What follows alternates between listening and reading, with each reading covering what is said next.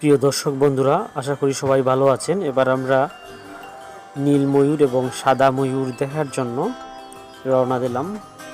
আমরা ম্যাপ থেকে প্রথমেই দেখে নিয়েছি যে আমাদের কোন দিকে যেতে হবে। আমরা সামনে একটা সাইনবোর্ড পেলাম, ময়ূর কোথায় রাখা আছে, ওই রাস্তা দিয়ে হাঁটতে থাকলাম এবং আমরা প্রায় ময়ূরের কাছে সামনাসামনি চলে এসেছি। অবশেষে যাই হোক সেই নীল ময়ূরের কাছাটি পেলাম। আমরা ভেতরে দেখতে পাচ্ছি অনেকগুলো নীল ময়ূর রাখা আছে।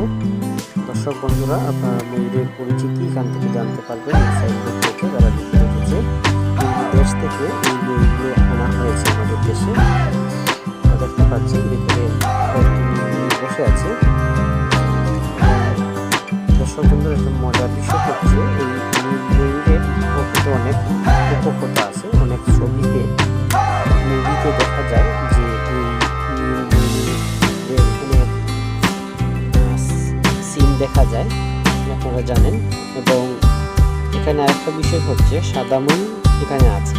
দেখুন, এই ময়ূরগুলো শ্রীলঙ্কা এবং মায়ানমার এবং ভূমধ্যসাগরীয় অঞ্চল থেকে এই সাদা ময়ূরগুলো সংগ্রহ করা হয়েছে এবং এই সাদা ময়ূরগুলো আমাদের জাতীয় চিড়িয়াখানায় সংরক্ষণ করা আছে। দর্শক বন্ধুরা, আপনারা লক্ষ্য করে দেখবেন, এদের কিন্তু বিশেষ কিছু খাদ্য প্রদান করতে হয়। আপনারা জানেন যে এই প্রাণীগুলো সেন্সিটিভ হয়ে থাকে এবং এই প্রাণীগুলো অনুকূল পরিবেশের অভাবে অনেক সময় অনেকটি তাদের প্রাণ হারায়। দেখতে পাচ্ছি স্ক্রিনে বানরের ছবি।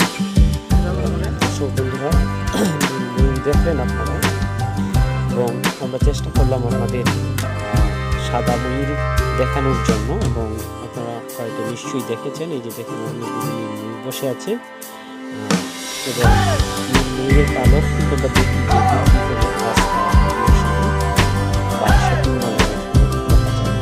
সাদা ময়ূরের পালক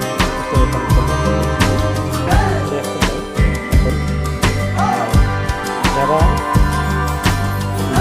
জাতীয় চিড়িয়াখানা আছে অবশ্যই দেখেছেন এবং যারা আমাদের ভিডিওর মাধ্যমে দেখছেন তাদের সবাইকে ধন্যবাদ জানাচ্ছি। এবং আপনারা আমাদের সঙ্গে থাকবেন।